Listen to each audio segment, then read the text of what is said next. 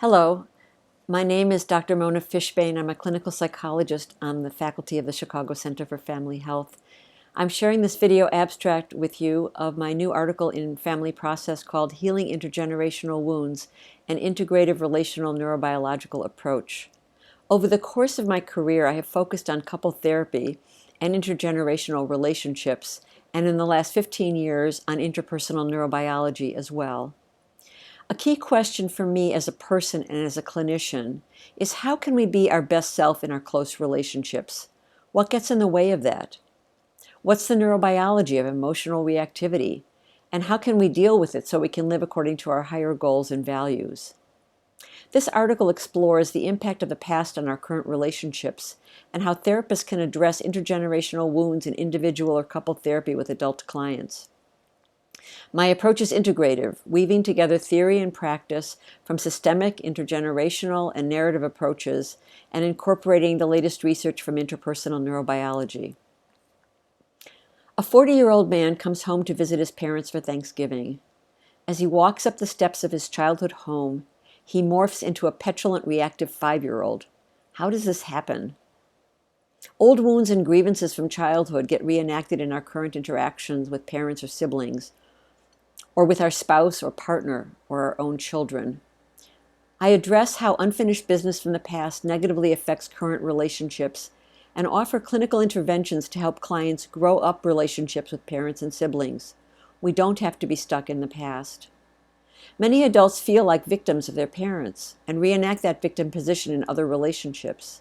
I offer ways to help clients shift from being victims of their parents, of their past, or victims of their own emotional reactivity, to becoming authors of their own life with the capacity to act with intentionality and agency.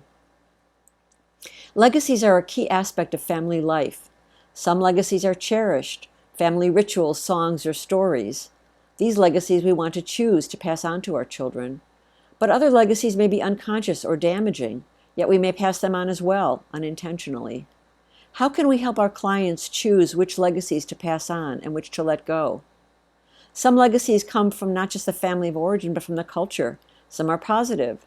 Others are damaging or traumatic. For example, racism, homophobia, or oppression. Understanding our clients and their cultural context is crucial. What's the neurobiology of emotional reactivity in intergenerational relationships? Deep in our brain, the amygdala is constantly scanning for safety or danger. When it senses danger, it sets off the fight or flight response. It also helps encode emotional memories. The prefrontal cortex regulates the amygdala, allows us to access our higher values, to bring prefrontal thoughtfulness to emotional reactivity, to reach for our best self. Most of the time we're living on autopilot, but we do have the capacity for choice. As clients explore childhood wounds in therapy, there's often a tendency for the therapist to blame parents. But this, according to Ivan Bojar-Meni-Nagy, who created contextual therapy, I'll call him Nagy for short, leads to a loyalty conflict for the client. Shifting blame to parents leaves the client in a blaming stance, which can then be enacted in other relationships.